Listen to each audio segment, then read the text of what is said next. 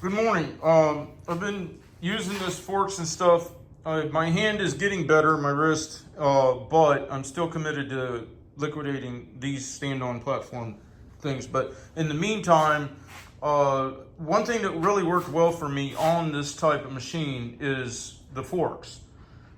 They stick out far enough, you can get underneath a big brush pile, or they can be pointed down and act like a stump bucket to some degree, or just loosen up around a small tree and then push it over. Or sometimes you catch just the right root and you lift on it, and pretty good trees, well, not a good sized tree, little trees you can get out no problem without a stump or things like that, which is good for forest management and stuff around my property.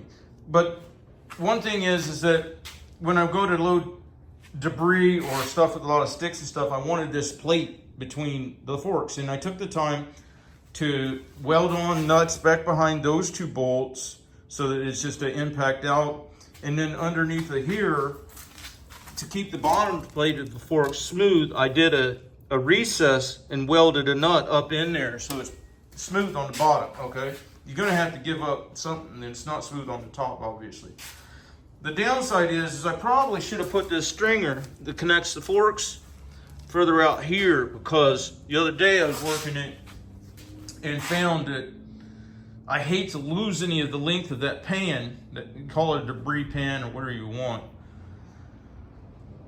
because it's efficacy. It's very effective being out there to that length.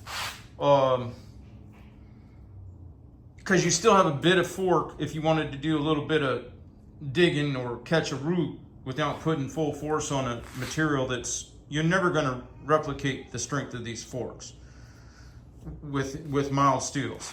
So with the pan of that length, then you have plenty of area for catching the loose, smaller debris and stuff. So it bent, obviously.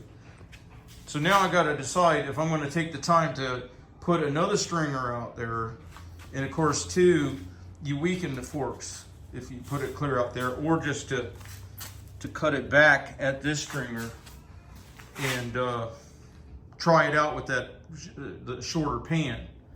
And then also what I decided too is, instead of working on the grapple bucket, which would be great for logs, I guess, but everything that the grapple bucket can do, these forks will do better.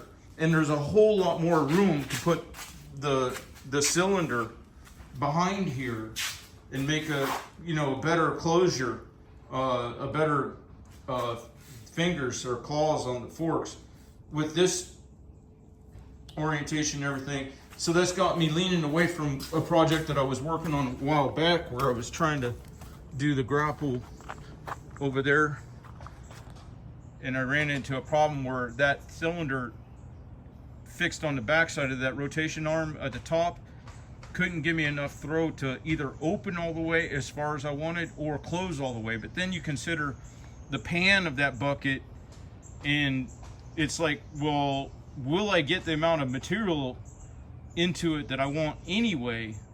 Where that bucket would shine is straight debris, like say following a construction job where they got this chunks of cinder block and all the other junk,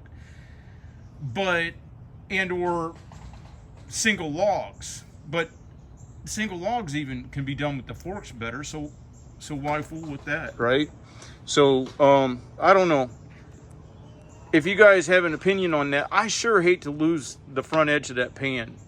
I mean, it was just so easily diving into dirt, and even though it's narrower than a bucket per se, it was just so easily diving into the soil.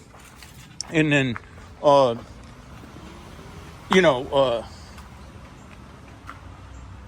it just seems like it'd be a benefit to cut that short and lose that forward edge of that pan.